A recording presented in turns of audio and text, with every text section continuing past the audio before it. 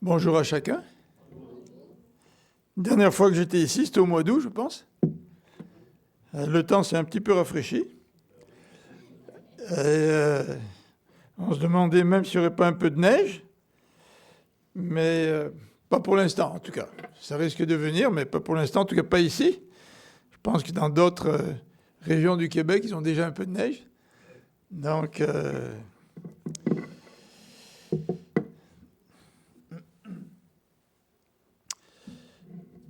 Alors ce matin, je vais vous montrer quelque chose à l'écran, mais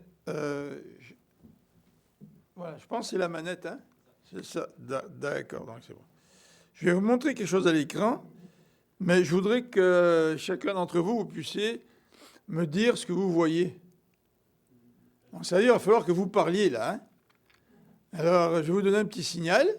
Je vais compter jusqu'à 3. Et puis, je vous montre quelque chose à l'écran. Puis, il ne faut pas que vous attendiez là 2, 3 secondes, 4 secondes, réfléchir. Il faut que vous me disiez spontanément ce que vous voyez. D'accord? Donc, je vous montre quelque chose, puis je vais tout de suite entendre la réponse. C'est bon? Vous allez me dire ça, là? Tout le monde, hein? Il faut que tout le monde participe, hein? C'est bon? Alors, on y va? À 3, après, je compte à 3, hein? Puis vous me donnez la réponse. 1, 2, 3.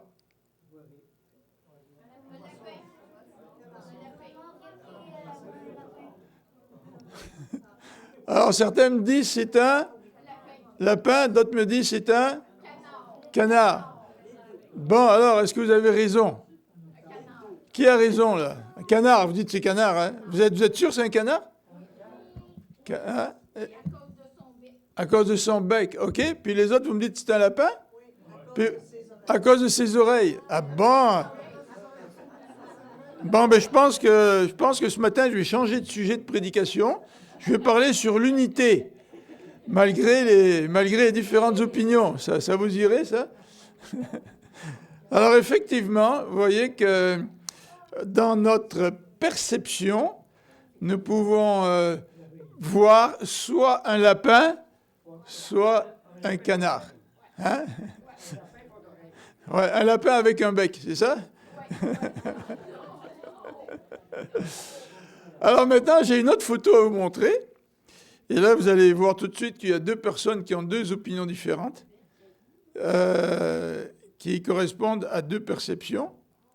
Peut-être que vous allez choisir une option ou une autre. D'accord? Mais si vous avez des opinions différentes, vous pouvez vous aimer pareil, n'est-ce pas? Ah, ok, j'espère. Ok, d'accord. Alors, on va donc regarder la deuxième diapositive. Il y a combien de morceaux de bois par terre?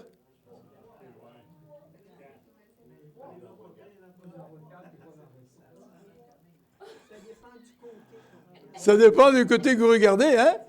Si vous êtes à gauche, vous voyez 4 morceaux de bois, là. Et si vous êtes à droite, vous en voyez 3. Ouais, alors qui a raison, là, tu sais? Comme quelqu'un dit, j'ai raison, mais tu n'as pas tort, c'est ça? Ou t'as tort, t'as raison, mais j'ai pas tort. Alors, voyez-vous, la question de la perception, c'est une question extrêmement importante parce que nous pouvons voir sans voir. C'est vrai ça? C'est tout le truc des illusions d'optique. Les illusions d'optique nous font voir certaines choses et pas d'autres. En fait, si vous êtes un bon magicien, vous faites voir aux gens ce que vous voulez qu'ils voient. Puis vous lui cachez autre chose. Alors, c'est ce qu'on appelle les illusions d'optique. C'est très intéressant, les illusions d'optique, là. Quand j'étais petit, quand j'étais jeune en tout cas, et que je cherchais quelque chose, puis que ma mère me disait, écoute, c'est dans le placard. Puis j'ouvre le placard, puis je ne voyais pas ce qu'elle me disait. Alors, vous savez qu'est-ce que ma mère me disait? Elle me disait, tu ne verrais même pas de l'eau dans la mer. Alors, il faut être aveugle pour ne pas voir de l'eau dans la mer. Mais ça vous est certainement arrivé, vous cherchez quelque chose, ce que vous cherchez est devant vous, puis vous ne le voyez pas. Puis quelqu'un arrive, puis cherche au même endroit que vous, puis pour la personne, c'est évident, elle le voit tout de suite. Donc, on a des perceptions différentes les uns des autres.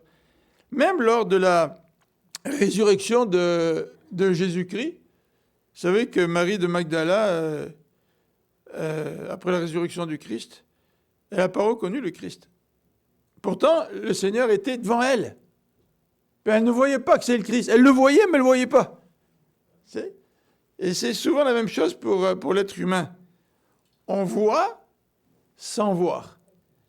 Et c'est ça qui est parfois un petit peu malheureux. Alors, on va regarder un texte des psaumes. J'aime beaucoup les psaumes. On va regarder un texte des psaumes. Mais quand on regarde les psaumes, je crois que nous devons nous rappeler 3 éléments importants quand on veut comprendre, quand on veut lire les psaumes. Le premier élément, c'est l'observation. Souvent, le psalmiste observe et nous partage son observation pour transmettre son message. Un deuxième élément dans les psaumes qui est important, c'est l'interprétation. Vous voyez quelque chose, mais il faut interpréter ce que vous voyez. On a vu une photo tout à l'heure. Certains ont interprété en disant c'est un canard, d'autres ont dit c'est un lapin. On a vu des morceaux de bois par terre, et puis on a observé, mais on a interprété différemment. Certaines personnes ont dit qu'il y avait 4 morceaux de bois, d'autres personnes ont dit qu'il y a 3 morceaux de bois. Et chacun, je pense, serait prêt à donner sa vie pour son interprétation de ce qu'il voit. T'sais. Puis il est sûr, là, il est sûr de son affaire. Il serait prêt à parier même, qu'il a raison. Mais vous savez que dans les psaumes, l'observation est une chose, l'interprétation est une autre chose, mais tout cela affecte notre application. Si je vois un lapin, ça n'aura pas les mêmes conséquences que si je vois un canard. Si je pense que j'ai 4 morceaux de bois au lieu d'en avoir 3, au niveau pratique, ce sera peut-être une application différente. Surtout si je regarde le travail que j'ai à faire, puis que je calcule combien de matériel j'ai besoin, je vais prendre certaines décisions en fonction de mon interprétation. Donc je vais appliquer dans le quotidien ce que j'ai compris. On va lire le psaume 19, qui est un psaume que vous connaissez certainement tous très bien. Et le titre que j'ai donné à cet enseignement ce matin, c'est le suivant. « Vois-tu Dieu ?» Certains voient un canard, d'autres voient un lapin. Certains, quand ils regardent à la nature, voient quelque chose de grand, sans plus. D'autres, ils voient la main de Dieu. Quand tu regardes la parole de Dieu, est-ce que tu vois Dieu dans la parole de Dieu? Ou est-ce que tu lis un texte comme un autre texte? Qu'est-ce que tu vois? Et pour moi, ce psaume 19 nous pose la question suivante. Vois-tu Dieu? Est-ce que tu le vois, Dieu? Vous savez, souvent les gens disent que c'est la foi, c'est subjectif. Mais je pense que la foi, c'est pas tellement une question de subjectivité. La foi, c'est une question de voir une réalité. Est-ce que tu vois une réalité ou est-ce que tu ne la vois pas? Il y a des gens, parce qu'ils ne voient pas Dieu, pensent que Dieu n'existe pas. Et d'autres personnes voient Dieu alors que certaines ne le voient pas. Alors regardons le chapitre 19. On va le lire ensemble. Les cieux racontent la gloire de Dieu et l'étendue manifeste l'œuvre de ses mains. Le jour en instruit un autre jour, la nuit en donne naissance à une autre nuit. Ce n'est pas un langage, ce ne sont pas des paroles dont le son ne soit point entendu. Leur retentissement parcourt toute la terre. Leur accent vont aux extrémités du monde, où il a dressé une tente pour le soleil. Et le soleil, semblable à un époux qui sort de sa chambre, s'élance dans la carrière avec la joie d'un héros. Belle image, hein? Il se lève à une extrémité des cieux et achève sa course à l'autre extrémité. Rien ne se dérobe à sa chaleur. La loi de l'Éternel est parfaite. Elle restaure l'âme. Le témoignage de l'Éternel est véritable. Il rend sage l'ignorant. Les ordonnances de l'Éternel sont droites. Elles réjouissent le cœur. Les commandements de l'Éternel sont purs. Ils éclairent les yeux. La crainte de l'Éternel est pure. Elle subsiste à toujours. Les jugements de l'Éternel sont vrais. Ils sont tous justes. Ils sont plus précieux que l'or, que beaucoup d'or fin. Ils sont plus doux que le miel, que celui qui coule des rayons. Ton serviteur aussi en reçoit instruction. Pour qui les observe, la récompense est grande. Qui connaît ses égarements? Pardonne-moi ce que j'ignore. Préserve aussi ton serviteur des orgueilleux, qu'il ne domine point sur moi. Alors je serai intègre, innocent de grands péchés. Reçois favorablement les paroles de ma bouche et les sentiments de mon cœur. Ô Éternel, mon rocher, mon Rédempteur. On va prier avant de présenter les 2 ou 3 points que je voudrais souligner dans l'étude de ce texte. Prions ensemble.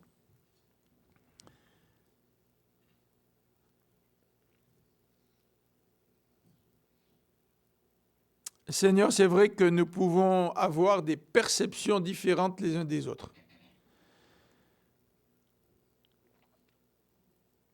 Et la question qui est devant nous ce matin, c'est celle-ci. Est-ce que nous voyons Dieu?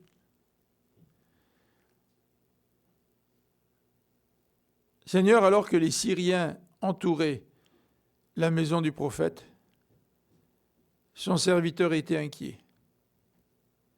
Et le serviteur du prophète ne pouvait pas voir la main de l'Éternel dans cet événement.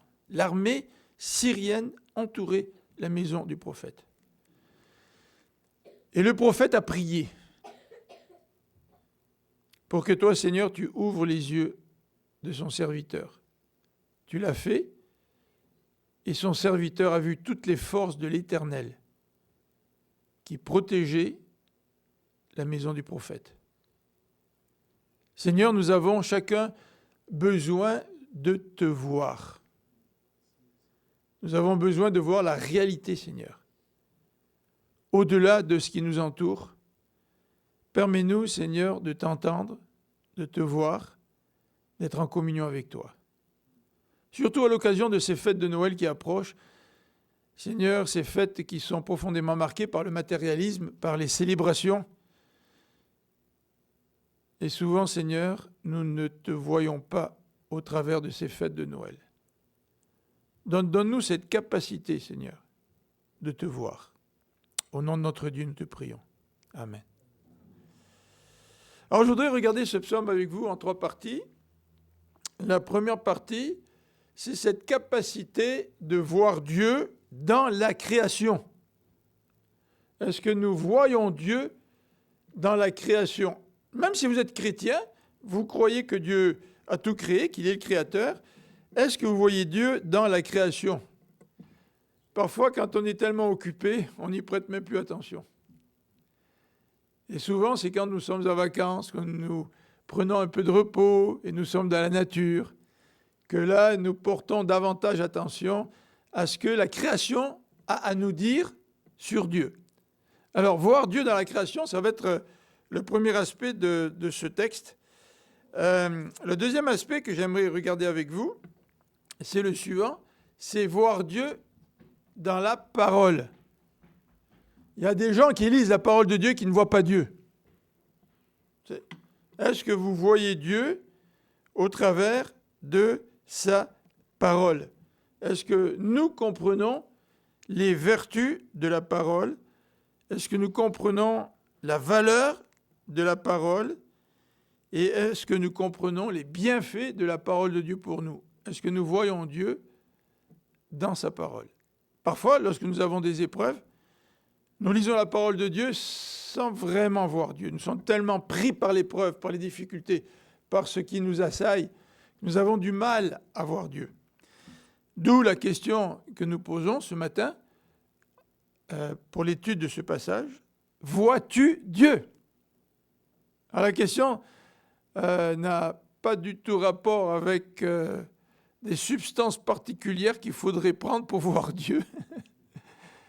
Mais de façon tout à fait normale, est-ce que nous voyons Dieu au travers de la nature? Et est-ce que nous voyons Dieu au travers de sa parole? Et si nous voyons Dieu par la nature, au travers de la nature, si nous voyons Dieu par sa parole, quelle est la réponse que nous donnons à notre Seigneur lorsque nous le voyons? C'est bien beau de voir Dieu, mais je peux voir Dieu puis détourner les yeux pour faire autre chose. Donc ma réponse, elle est pratiquement insignifiante. J'ai vu, mais je ne porte pas vraiment attention. Vous savez, ça nous arrive. Hein? On voit toutes sortes de choses, mais on n'y porte pas attention. On peut faire un test lorsqu'on rentre dans une pièce, et puis quelqu'un pourrait nous dire, ok, tu es rentré dans la pièce, tu as passé 5 minutes dans la pièce, maintenant sors de la pièce et mets-moi sur papier tout ce que tu as vu. On a vu beaucoup de choses, mais on n'a pas nécessairement porté attention à tout. Alors, on peut noter sur la feuille de papier certains meubles, certains éléments qu'on a vus dans la pièce. Et quand on rentre de nouveau dans la pièce, on s'aperçoit qu'on n'avait pas tout noté. C'est-à-dire qu'on n'avait pas porté attention à tout. Je veux dire, on peut voir Dieu dans la nature, on peut voir d'une certaine manière dans la parole de Dieu, mais quelle est notre réponse lorsque nous voyons Dieu? Alors c'est ce que j'aimerais regarder avec vous ce matin au travers de ce psaume 19. Première question, vois-tu Dieu dans la création? Et le psaume est divisé en deux. En fait, c'est ce qu'on appelle un psaume de révélation, parce que Dieu se révèle au moyen de deux domaines. Il se révèle au travers de la création, puis il se révèle au travers de sa parole. C'est la raison pour laquelle ce psaume donc est divisé en deux, pour nous montrer de quelle manière Dieu se révèle. Il utilise deux éléments, la création d'une part, et d'autre part, sa parole. Alors, dans la nature, Dieu se révèle, et il y a des éléments universels qui révèlent Dieu dans la nature.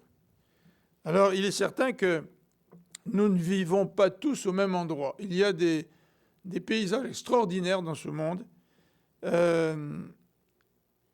Et si nous ne vivons pas dans certains endroits particuliers, nous ne pouvons pas voir la beauté de ces paysages.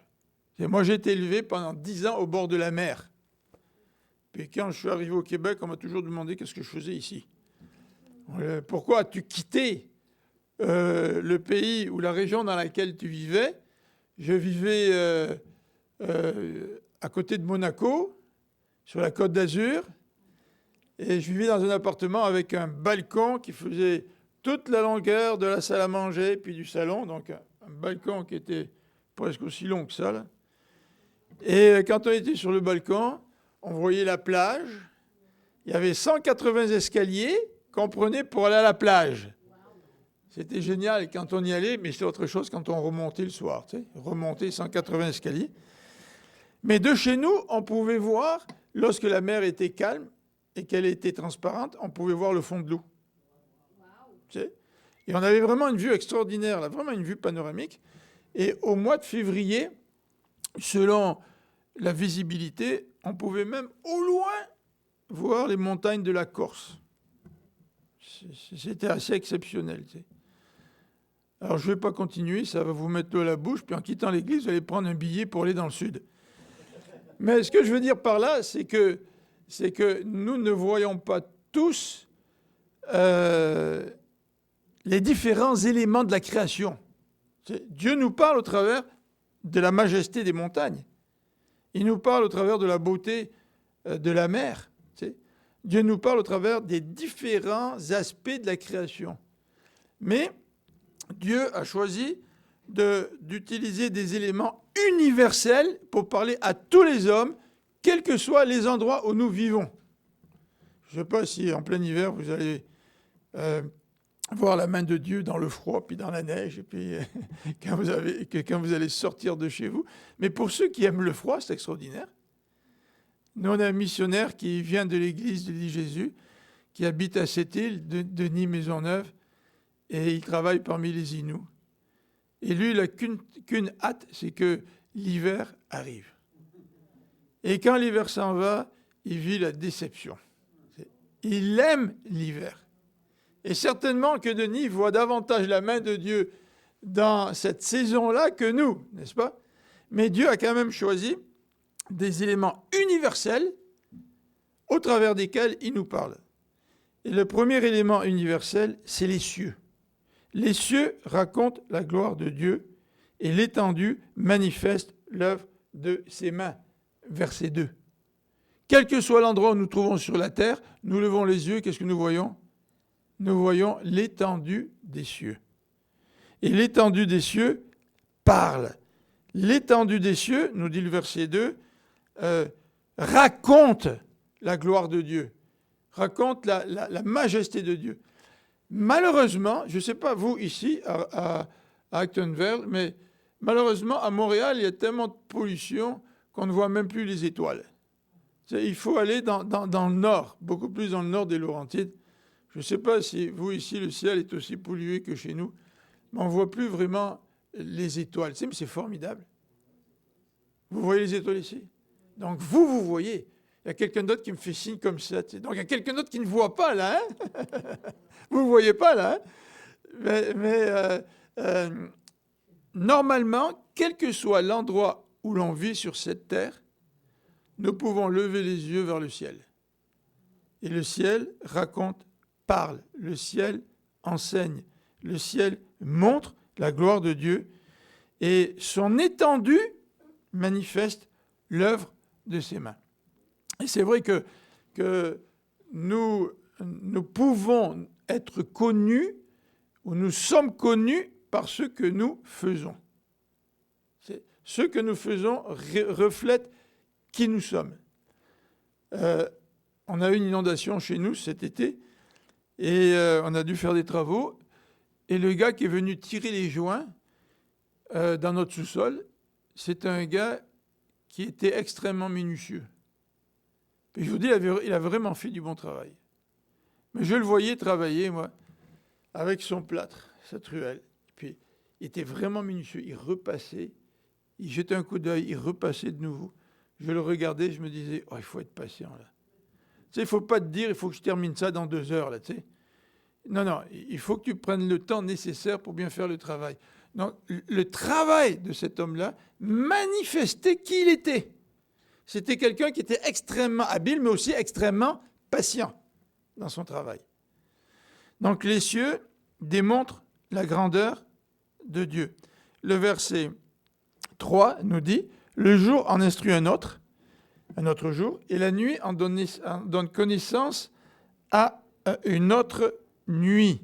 Ce n'est pas un langage, ce ne sont pas des paroles dont le son ne soit point entendu. » Le début du verset 3, on serait d'accord avec ça, ce n'est pas un langage.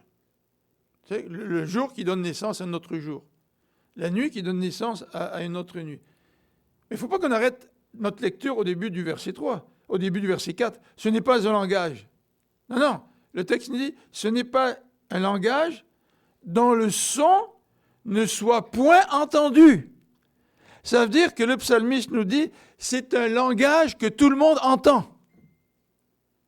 Tout le monde, en voyant le jour qui donne naissance à notre jour, à la nuit qui donne naissance à la nuit suivante, eh bien, peut comprendre qui Dieu est. C'est un langage. Le jour parle, la nuit parle. Est-ce que nous entendons Dieu? Est-ce que nous voyons Dieu au travers de la création? Le texte continue au verset 5 et nous dit ceci. Leur retentissement parcourt toute la terre, leur accent vont aux extrémités du monde, où il a dressé une tente pour le soleil. Alors il nous dit que le jour qui donne naissance à un autre jour, la nuit qui donne naissance à une autre nuit, c'est un discours qui retentit partout, jusqu'au bout du monde, où Dieu a dressé une tente pour le soleil. Et ça lui permet de faire une transition avec le soleil, au verset 6 et au verset 7. On a une belle image. Verset 6, le soleil semblable à un époux qui sort de sa chambre, s'élance dans la carrière avec la joie d'un héros. Il se lève à une extrémité des cieux et achève sa course à l'autre extrémité. Rien ne se dérobe à sa chaleur. Encore une fois, Dieu utilise des éléments universels dans la nature, quel que soit l'endroit où on se trouve dans ce monde, le soleil se lève. À certains endroits, les journées, la durée de l'ensoleillement est plus courte que d'autres, tu sais. Mais quand même, le soleil se lève partout et se couche partout. C'est-à-dire que tout le monde voit le parcours du soleil. Alors voici les éléments universels. Dieu parle par la nature. Ce que nous pouvons remarquer aussi dans ces quelques versets, versets 2 à 7, c'est le langage poétique qui est employé. Les psaumes sont très poétiques. Et si vous aimez la poésie, bien, vous pouvez vous délecter des images qui sont employées. Au verset 2, on utilise ce qu'on appelle un parallélisme. Il y a toutes sortes de parallélismes dans les psaumes, mais vous avez un premier parallélisme au verset 2. Les cieux racontent la gloire de Dieu et l'étendue manifeste l'œuvre de ses mains. Essentiellement, c'est un parallélisme ici synonymique, c'est-à-dire que les deux parties du verset disent la même chose avec des mots différents. Alors, la première partie, les cieux racontent la gloire de Dieu. La deuxième partie, l'étendue, ça se réfère aux cieux, manifeste l'œuvre des mains, ça manifeste l'œuvre de Dieu. Ça manifeste ce que Dieu fait. Donc, vous avez un premier parallélisme ici. Et les parallélismes sont très intéressants dans les psaumes parce qu'ils renforcent des idées. Au lieu de présenter des idées les unes à la suite des autres, pour nous aider à bien comprendre, le psalmiste va utiliser une répétition. C'est le cas d'un parallélisme synonymique, c'est-à-dire c'est synonyme. On répète la même chose en utilisant des mots différents. C'est un petit peu ce qu'il fait au premier dans ce verset 2. Le deuxième parallélisme, on le trouve au verset 3. Le jour en instruit un autre jour, la nuit en donne connaissance à une autre nuit. Alors nous avons là un parallélisme qui semble synonymique, c'est-à-dire qu'il semble dire la même chose, mais qui nous présente des éléments contrastés. Il nous parle du jour d'un côté, puis de l'autre côté, il parle de la nuit. Donc c'est pas tout à fait la même chose, le jour et la nuit, n'est-ce pas? Mais en parlant et du jour et de la nuit, le psalmiste nous dit que les deux nous instruisent. Les deux nous instruisent. Le jour en instruit un autre jour, la nuit donne connaissance à une autre nuit. Donc on a un deuxième parallélisme ici, et les versets 5b à 7 nous parlent d'une figure de style, d'une image, celle du soleil. Mais avant d'arriver au soleil, regardez le verset 4. Le verset 4, c'est un autre parallélisme que je n'ai pas mentionné à l'écran dans les notes. Mais le verset 4 nous dit « Ce n'est pas un langage, ce ne sont pas des paroles dont le son ne sont point entendus. » Alors ça, c'est un parallélisme un petit peu particulier. Il y a toutes sortes de parallélismes dans la Bible. C'est un peu difficile d'examiner en détail tous les parallélismes, mais les parallélismes les plus courants sont les parallélismes synonymiques, c'est-à-dire on répète deux fois la même chose, ou des parallélismes antithétiques, c'est-à-dire on dit une chose et son contraire. Et après ça, vous avez une panoplie d'autres parallélismes un peu plus compliqués à analyser, dont celui-ci au verset 5. Mais vous voyez, le parallélisme contient des idées que l'on répète, soit pour les opposer, soit on les répète en utilisant ce qu'on appelle des synonymes, c'est comme si c'était des synonymes, mais vous voyez même au verset 5, on parle du retentissement de ce langage de la nature, et on parle aussi, une certaine répétition, des accents de ce langage de la nature. On nous dit que les retentissements parcourent toute la terre, mais on répète en disant leurs accents vont jusqu'aux extrémités du monde. Si tu dis extrémités du monde, c'est la même chose que dire toute la terre. Hein. Toute la terre, ça veut dire que partout, il n'y a aucun endroit. Extrémité du monde veut dire qu'il n'y a aucun endroit où ce langage n'est pas entendu. Donc le verset 5 sert aussi à présenter l'image du soleil, où il a dressé une tente pour le soleil. C'est une très belle image. Le soleil qui sort d'une tente pour éclairer, puis qui retourne se coucher dans la tente pendant la nuit, puis qui ressort le lendemain.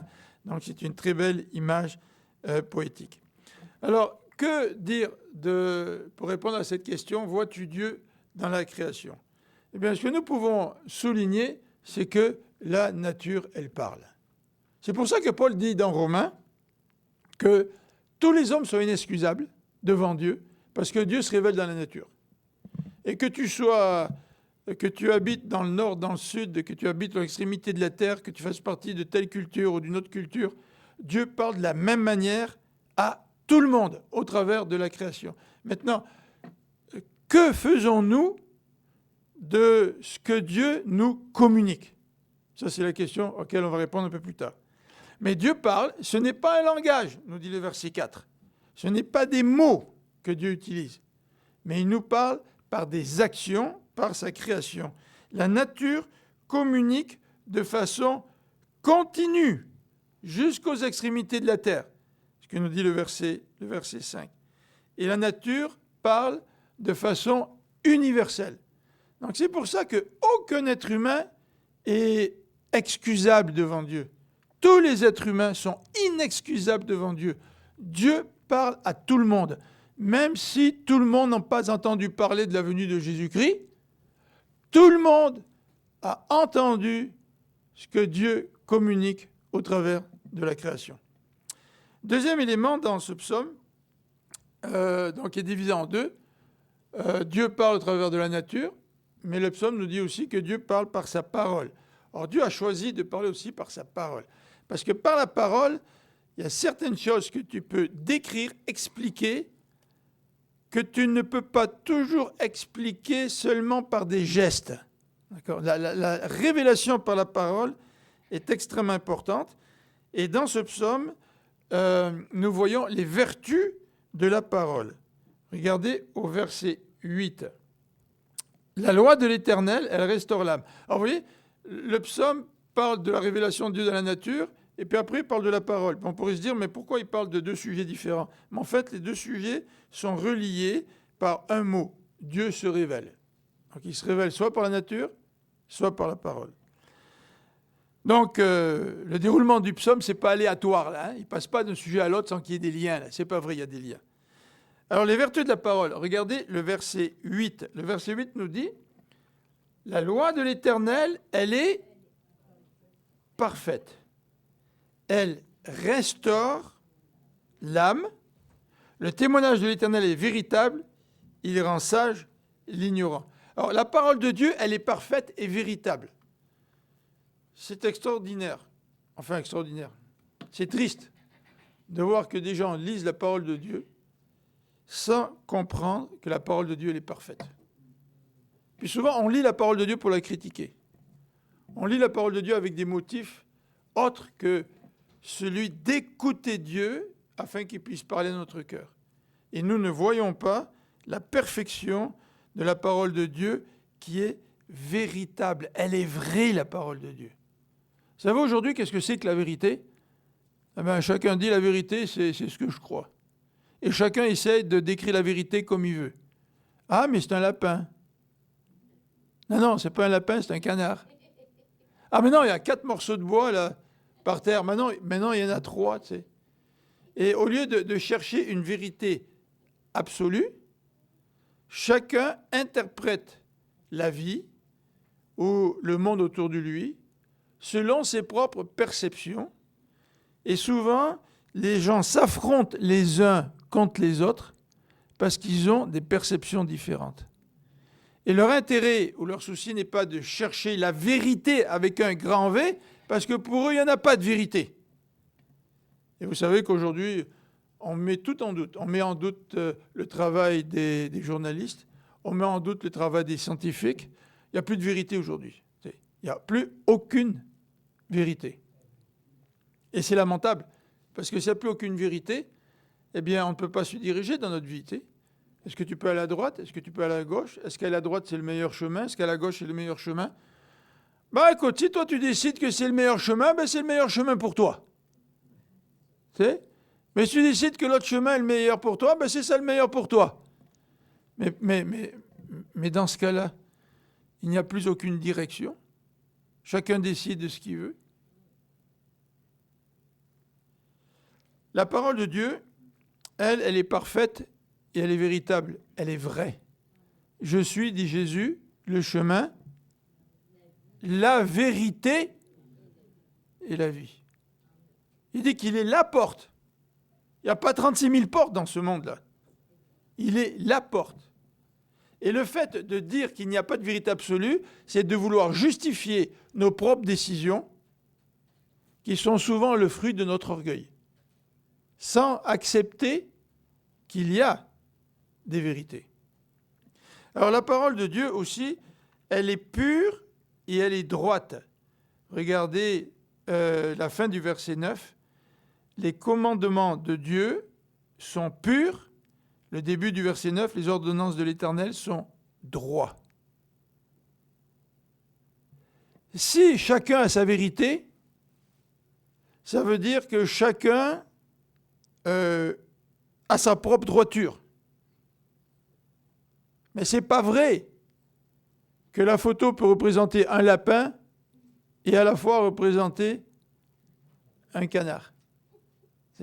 La photo est prise de telle sorte qu'elle veut nous tromper pour nous faire croire qu'il y a deux vérités. Mais en fait, si nous voyons un canard, ne disons pas que c'est un lapin, c'est un canard, n'est-ce pas? S'il y a par terre 4 morceaux de bois, il n'y en a pas 3.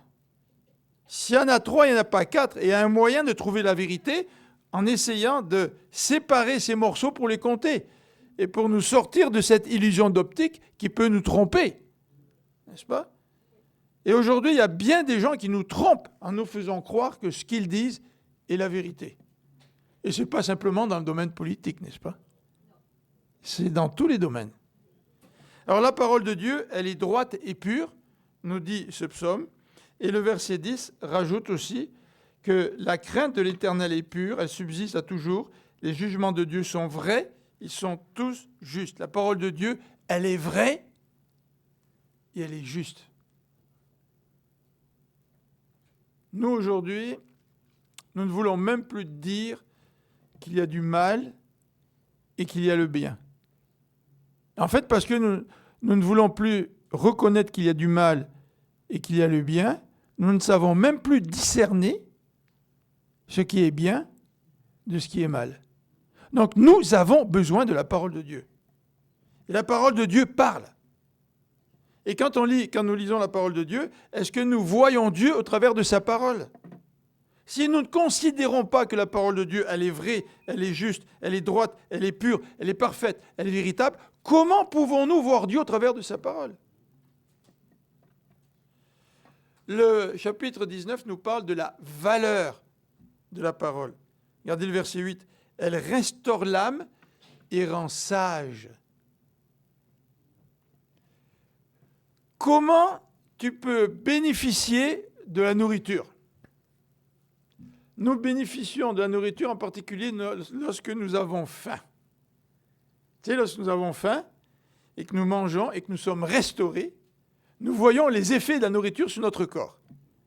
C'est manger quand tu n'as pas faim, en tous les cas, moi, ça ne m'attire pas vraiment. Parfois, ma femme fait des bons plats, puis elle me dit, bon, ben chérie, ce soir, on a ça pour manger. Puis je n'ai pas vraiment faim, tu sais. Mais quand tu as faim et que tu manges, tu te rends compte que la nourriture te restaure. Tu sais. Mais la parole de Dieu, elle a cet effet sur nous. Lorsque nous la lisons et que nous avons soif de sa parole et que sa parole nous restaure, nous comprenons les bienfaits de la parole de Dieu. Lorsque nous avons des décisions à prendre et que nous tournons vers la parole de Dieu pour comprendre ses préceptes et les mettre en pratique et que nous les appliquons, nous voyons la sagesse et nous bénéficions de la sagesse de Dieu dans notre vie. Regardez le verset 9. Les ordonnances de l'Éternel sont droites, elles réjouissent le cœur. Les commandements de l'Éternel sont purs, ils éclairent les yeux.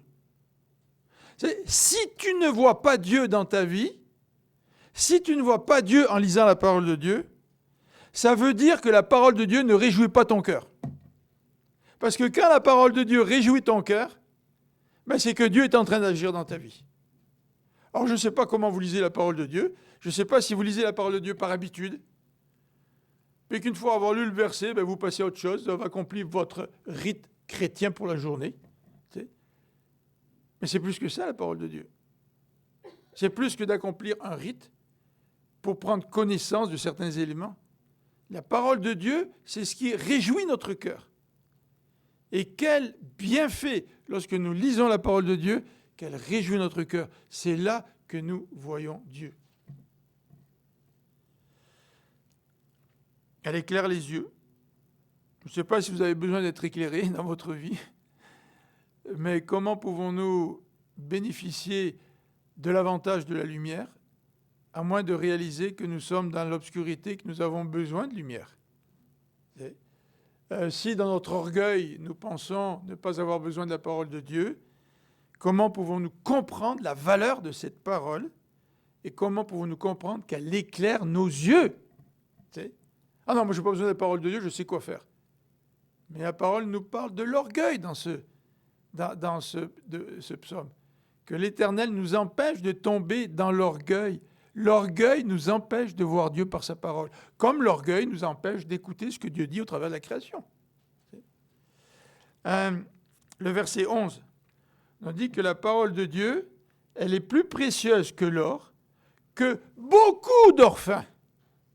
Ce n'est pas juste de l'or que tu récupères en travaillant dans la mine. Je veux dire, si tu travailles dans une mine, puis que tu trouves, je ne sais pas moi, une once d'or, ah, tu es content, tu as ton or, là, tu as travaillé, tu as creusé avec ta bêche, avec tes instruments, tu as récupéré de l'or, c'est extraordinaire, tu sens la récompense de ton travail. Oui, mais la valeur de la parole de Dieu, c'est bien plus que ça.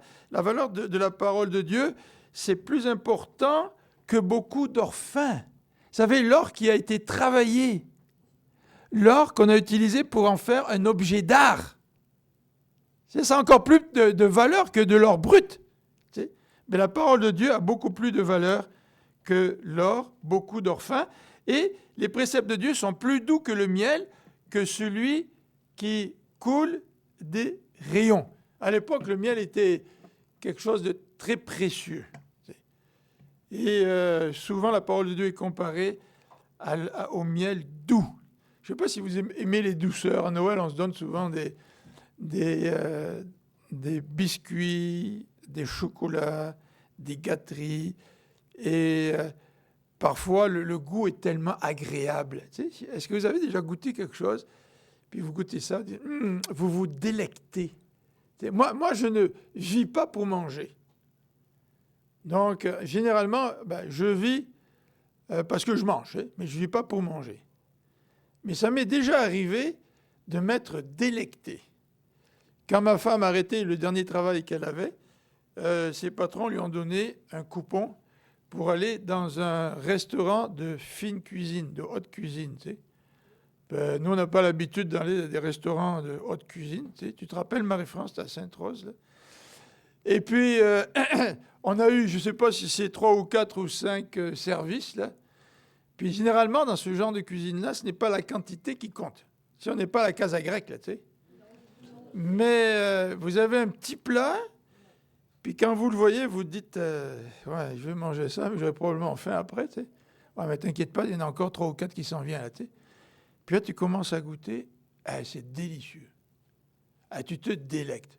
Tu sais, moi, je me délectais vraiment tellement que je disais plusieurs fois à ma femme que c'était bon, tu sais, que j'appréciais. Ben oui, ma femme, elle avait déjà entendu une fois, là, mais j'y disais plusieurs fois tellement j'aimais ça, tu sais. Et la parole de Dieu, elle est comme ça. Tu sais, quand vous lisez la parole de Dieu, est-ce que vous vous délectez d'écouter Dieu parler? Est-ce qu'en d'autres termes, vous avez un amour, une appréciation pour la parole de Dieu? Et quand c'est le cas, je vous garantis que vous voyez Dieu. Vous n'allez plus vous poser la question suivante, où est-ce qu'il est Dieu? Je ne le vois plus, je ne l'entends plus, où est-ce qu'il est? Au verset 12, nous avons un résumé des bienfaits de la parole de Dieu. Verset 12, « Ton serviteur aussi en reçoit instruction. Pour qui les observe, la récompense est grande. » Alors, les gens nous disent, « Ah, Dieu n'existe pas, moi je ne le vois pas. » Ah, si tu pouvais voir Dieu comme moi je le vois. Et encore, moi je le vois de façon imparfaite. Mais le verset 12 nous dit qu'il y a une condition pour pouvoir voir Dieu. ton serviteur en reçoit instruction. Est-ce que tu acceptes de recevoir l'instruction de la parole de Dieu? Tout à l'heure, en venant à l'église, en arrivant à l'église, notre frère est venu me voir en me disant merci parce que, vous savez, je fais du lundi au vendredi des petites capsules à 2 minutes de méditation sur la Bible. Puis j'ai commencé ça pendant la pandémie pour garder contact avec les gens de l'église. Et puis une fois qu'on est revenu ensemble, j'ai continué. Et puis on a un programme de lecture à l'église sur 5 ans, la lecture de la Bible. Alors je suis plus ou moins ce programme-là. Évidemment, le samedi, le dimanche, j'en fais pas, donc je condense un peu, je rattrape pendant la semaine. Mais grosso modo, nous suivons ce programme de lecture de la Ligue pour la lecture de la Bible. Et je fais 2 minutes et demie de commentaires des textes bibliques. Mais vous savez que la première personne qui bénéficie de ça, ce n'est pas ceux qui les écoutent, c'est moi. Parce que Dieu me parle. Parce qu'au travers de la préparation de ces capsules, je reçois instruction de la parole de Dieu. Et tu ne peux pas voir Dieu si tu ne reçois pas l'instruction de la parole de Dieu. Tu peux arriver et dire « Ah, tout ça c'est des bêtises, j'y crois pas ». Oui, mais si tu acceptais de recevoir l'instruction de la parole de Dieu, eh bien, tu en recevrais des bénédictions et tu ne dirais plus que Dieu n'existe pas. Deuxième condition, dans ce passage, c'est de l'observer, la parole. Ce n'est pas juste l'écouter, ce n'est pas juste recevoir l'instruction, c'est aussi l'observer. Vous savez, moi, j'ai donné des conseils à mes enfants. À mes 3 enfants, je donnais des conseils. Ils n'ont pas toujours observé les conseils que je leur ai donnés. D'ailleurs, moi, je peux dire la même chose avec mes parents. Mes parents m'ont certainement donné des conseils, je n'ai pas toujours écouté leurs conseils. Mais pour pouvoir en bénéficier, les amis, nous avons besoin non seulement de recevoir l'instruction de la parole de Dieu, mais nous avons besoin aussi d'observer sa parole. Comment recevoir les bienfaits de la parole de Dieu si nous ne sommes pas prêts à mettre en pratique, à obéir à la parole de Dieu? L'obéissance, c'est difficile. C'est difficile pour tous les enfants.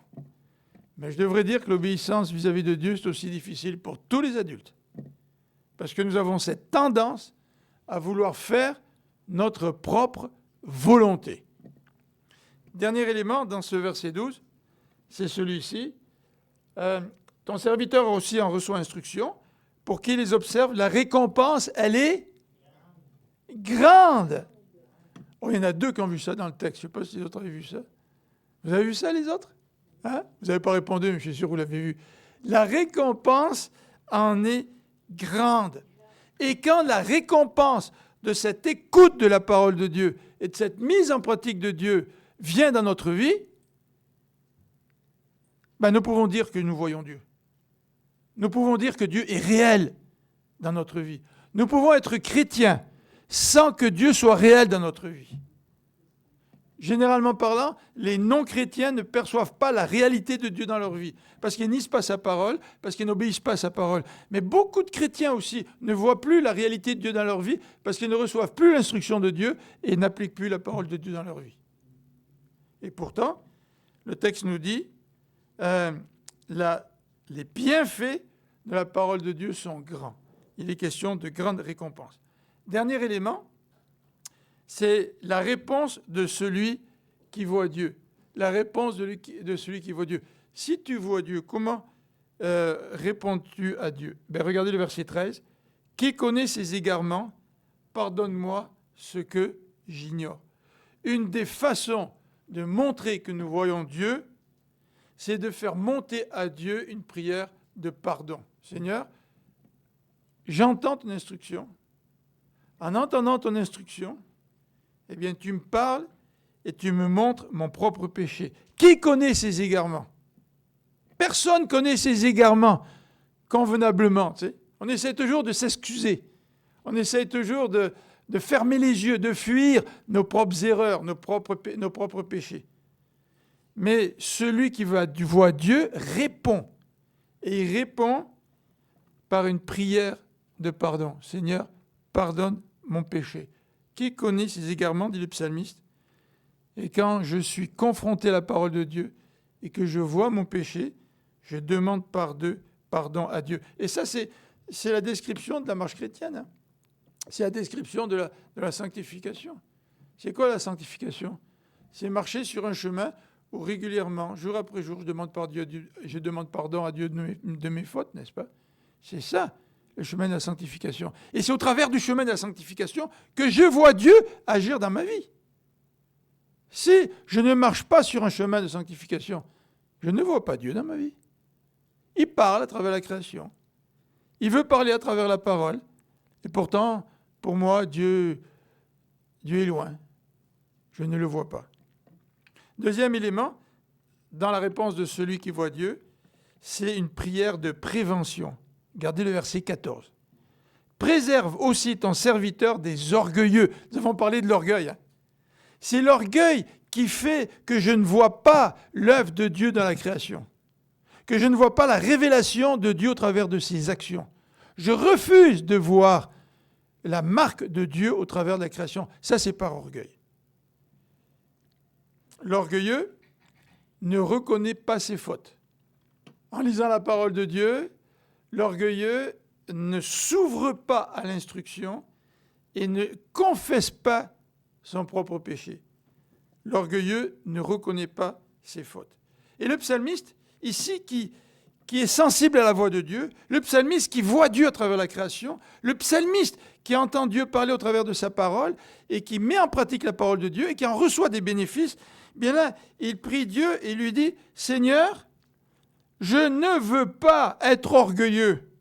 Je refuse d'être orgueilleux. » Ça vous est déjà arrivé de dire ça? Est-ce que ça vous est déjà arrivé de dire ça dans des situations de conflit?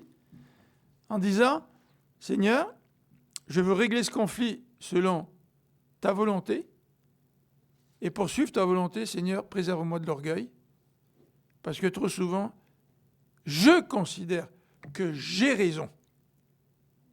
Et c'est mon orgueil qui est un obstacle au pardon mutuel et à la réconciliation. » Ça aussi, ça fait partie du chemin de la sanctification. Et cela aussi fait partie du chemin sur lequel nous voyons Dieu. Est-ce que tu vois Dieu? Au verset 15, nous avons une dernière réponse, ou un dernier aspect dans cette réponse de celui qui voit Dieu. Regardez le verset 15, et je crois qu'il y a un chant là-dessus. « Reçois favorablement les paroles de ma bouche et les sentiments de mon cœur, ô Éternel, mon rocher et mon Rédempteur. » La réponse de celui qui voit Dieu, c'est une prière d'adoration. Reçois favorablement mes paroles. Moi, je suis pécheur, Seigneur. Je ne mérite pas que tu reçoives favorablement mes paroles. Et pourtant, dans ta grâce, Seigneur, tu es prêt à le faire. Reçois favorablement mes paroles. Reçois favorablement les méditations ou les sentiments de mon cœur. C'est que dans votre relation avec Dieu, là, quand vous vivez dans votre quotidien des joies, des difficultés, est-ce que vous exprimez ces sentiments à Dieu? Est-ce que vous ouvrez votre cœur à Dieu dans votre quotidien? Vous êtes peut-être au travail, vous êtes peut-être sur le chemin du retour à la maison, vous êtes peut-être en train de travailler à l'extérieur. Nous sommes tous animés par des sentiments. Quels sont les sentiments qui animent mon cœur? Je ne peux pas dire à Dieu, « Seigneur, reçois les sentiments de mon cœur » si mes sentiments de mon cœur sont marqués par le péché. J'ai besoin d'être purifié. J'ai besoin de lui demander pardon.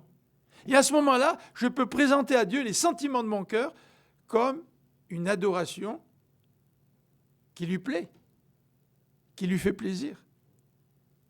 Vois-tu Dieu? Est-ce que voir Dieu t'amène à l'adorer? Est-ce que voir Dieu t'amène à lui dire « Reçois favorablement mes paroles, reçois favorablement les méditations de mon cœur » et est-ce que ton adoration t'amène à reconnaître, parce que tu vois Dieu, à reconnaître qui Dieu est? Dieu, il est l'Éternel, mon rocher et mon Rédempteur. Est-ce qu'aujourd'hui, tu peux dire vraiment dans ton cœur que Dieu est l'Éternel, le Dieu de l'Alliance, qui a fait alliance avec toi en Jésus-Christ, que c'est ton rocher, c'est-à-dire celui sur lequel tu peux véritablement t'appuyer, même si tout est fragile autour de toi. Même si tout est en train de bouger autour de toi, tu as un repère. C'est l'Éternel qui est notre rocher. Nous pouvons nous appuyer sur lui. Il est ce qui est le plus solide dans notre vie. Même l'Éternel est plus solide que la réalité du monde physique. Le monde physique va passer, les amis. Il va passer, mais la parole de Dieu demeure éternellement. Et lui est notre véritable rocher. Et le texte termine en disant, Seigneur, tu es aussi mon rédempteur, celui qui m'a racheté.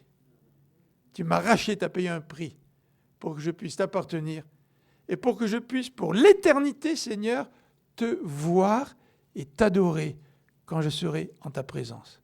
Mais aujourd'hui, nous sommes sur cette terre. Aujourd'hui, est-ce que nous voyons Dieu? Dans notre quotidien, est-ce que tu vois Dieu au travers de la nature? Dans notre quotidien, est-ce que tu vois Dieu au travers de Jésus-Christ? Et si tu vois Dieu, quelle est ta réponse? Prions ensemble.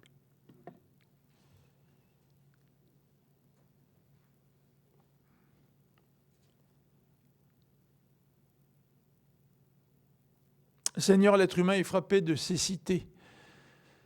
Il ne te voit pas. Il ne te reconnaît même pas. Et pourtant tu existes. Et même nous qui sommes tes enfants, Seigneur, nous avons parfois de la difficulté à te voir. Seigneur, ouvre nos yeux. Ouvre les yeux de notre cœur, afin que nous puissions constamment te voir dans ta création et aussi dans ta parole. Que nous puissions te voir pour pouvoir, en retour, venir à toi et t'adorer. Que notre vie soit une adoration continue devant toi. Amen.